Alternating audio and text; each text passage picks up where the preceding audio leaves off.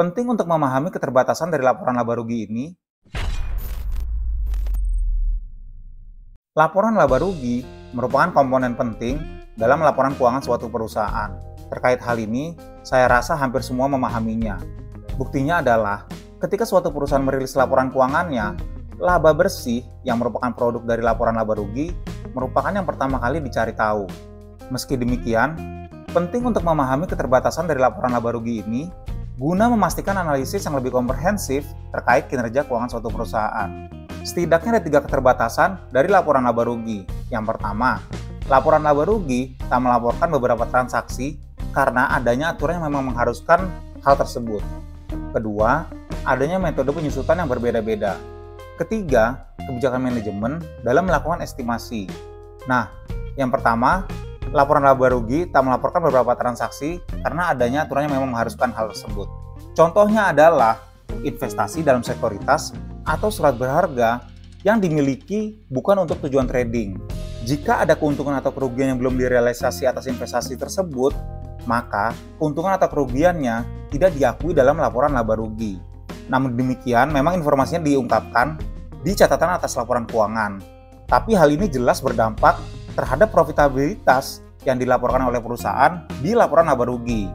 Selain kasus itu juga, ada beberapa transaksi yang tidak dapat dilaporkan di laporan laba rugi. Misalnya saja, perusahaan menandatangani kontrak pengerjaan pada bulan Desember tahun 2022, namun pengerjaannya baru dimulai Januari 2023. Maka, kontrak pengerjaan tersebut tak bisa diakui sebagai pendapatan di tahun 2022, namun harus diakui di 2023 sesuai progres dari pengerjaan tersebut. Keterbatasan kedua, adanya metode penyusutan yang berbeda-beda. Metode penyusutan yang digunakan perusahaan dapat mempengaruhi profitabilitasnya pada suatu periode.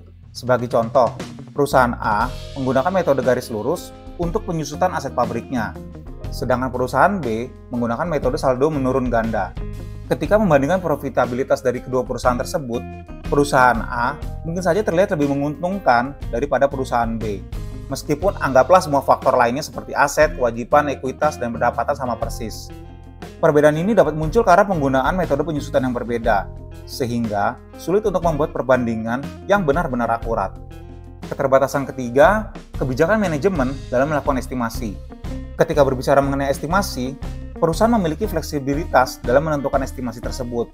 Taruhlah misalnya estimasi dalam hal menentukan beban garansi atau pencadangan piutang tak tertagih. Beberapa perusahaan mungkin membuat estimasi yang optimis sehingga melaporkan laba yang lebih tinggi. Sedangkan perusahaan yang lain mungkin saja mengambil pendekatan yang lebih pesimis yang menghasilkan laba yang lebih rendah. Estimasi subjektif ini dapat menimbulkan perbedaan dalam hal laba yang dilaporkan sehingga membuat perbandingan yang benar-benar akurat menjadi sulit.